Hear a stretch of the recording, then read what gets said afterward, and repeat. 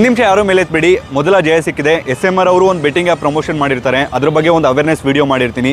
ನಿನ್ನೆ SMR ಅವರು ಅವರ ಲೈವಲ್ಲಿ ಅವರ ಫ್ಯಾನ್ಸ್ಗೆ ಕ್ಷಮೆ ಕೇಳಿ ಇನ್ನು ಮುಂದೆ ಯಾವುದೇ ಕಾರಣಕ್ಕೂ ಬೆಟ್ಟಿಂಗ್ ಆ್ಯಪ್ ಪ್ರಮೋಷನ್ ಮಾಡೋದಿಲ್ಲ, ಅದೇನು ಪ್ರಮೋಷನ್ ಮಾಡಿದ್ನೋ ಅದು ಗೊತ್ತಿಲ್ಲದೆ ಮಾಡಿದ್ದು ಅಂತ ಹೇಳಿದ್ದಾರೆ. ತುಂಬ ಧನ್ಯವಾದಗಳು ಬ್ರೋ. ನನ್ನ ಕಡೆಯಿಂದ ನಿಮ್ಮ ಮನಸ್ಸಿಗೆ ಏನಾದರೂ ಬೇಜಾರಾಗಿದ್ದರೆ ದಯವಿಟ್ಟು ಕ್ಷಮಿಸಿ. ಇನ್ಮೇಲೆ ನಾನು SMR ಅವ್ರ ಬಗ್ಗೆ ವಿಡಿಯೋ ಮಾಡೋದಿಲ್ಲ, ಯಾಕಂದರೆ ನಾನೊಬ್ಬ ರೋಸ್ಟರ್ ಅಲ್ಲ, ನಾನೊಬ್ಬ ಕ್ರಿಯೇಟರ್.